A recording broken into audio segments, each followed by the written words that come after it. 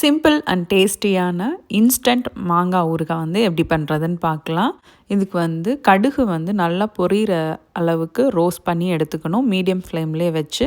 அதுக்கடுத்து வெந்தயமும் வந்து நல்லா அந்த கலர் சேஞ்ச் ஆகி அந்த வாசனை வர வரைக்கும் அதே மாதிரி நான் மீடியம் ஃப்ளேம்லேயே வச்சு வறுத்து எடுத்துக்கணும். இது ரெண்டையும் பவுடர் பண்ணி எடுத்துக்கோங்க. நான் வந்து கடுகும் வெந்தயமும் ஈக்குவலாக எடுத்துக்கிட்டேன்.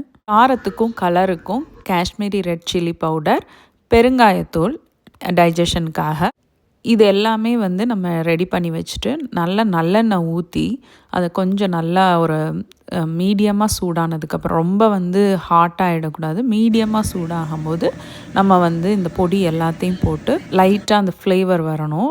ஜஸ்ட் ஒரு 30 செகண்ட்ஸ் அந்த மாதிரி வந்து அதை ரோஸ்ட் பண்ணிவிட்டு, அதுக்கப்புறமா நான் வந்து இன்றைக்கி வந்து மாங்காய் இஞ்சி எடுத்திருக்கேன். அப்புறம் வடு மாங்காய் மாதிரி சின்ன சைஸில் இருக்க மாங்காய் எடுத்திருக்கேன். இது ரெண்டையுமே வெட்டி வச்சு நம்ம அது கூட ஆட் பண்ணிவிட்டு மிக்ஸ் பண்ணதுக்கப்புறமா உப்பு தேவையான அளவு நம்மளோட டேஸ்ட்டுக்கு தகுந்த மாதிரி நம்ம போட்டு பார்த்து நல்லா மிக்ஸ் பண்ண வேண்டியதான். இந்த ஸ்டேஜில் வந்து நம்ம டேஸ்ட் பார்த்துட்டு நமக்கு இன்னும் ஒரு மிளகாய்த்தூள் தேவை இல்லைன்னா உப்பு தேவைன்னா அட்ஜஸ்ட் பண்ணி டேஸ்ட்டை வந்து நம்ம மாற்றிக்கலாம். இது ஒரு 2-3 மினிட்ஸ் வந்து லைட்டாக அந்த ஹீட்லேயே இருக்கணும். அதுக்கப்புறம் வந்து ஆஃப் பண்ணிட வேண்டியதான். இது வந்து மேக்ஸிமம் வந்து 1 வீக் வந்து கெட்டு போகாமல் தான் இருக்கும் ஃப்ரிட்ஜில் வச்சு சாப்பிட்டா. ஏன்னா வந்து நல்லெண்ணெய் அப்புறம் வந்து கடுகு பொடியெல்லாம் போடுறதுனால.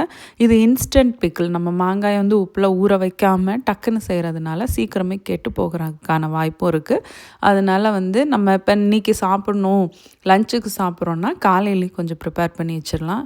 இல்லை கெஸ்ட்டு வராங்க அப்போ ப்ரிப்பேர் பண்ணணுன்னா ஒரு 3 ஹவர்ஸ்க்கு முன்னாடி ப்ரிப்பேர் பண்ணால் தான் உப்பு காரம் எல்லாமே ஒன்றா சேர்ந்து மிக்ஸ் பண்ணி ஊறி சாப்பிடும்போது தான் நல்லாயிருக்கும்.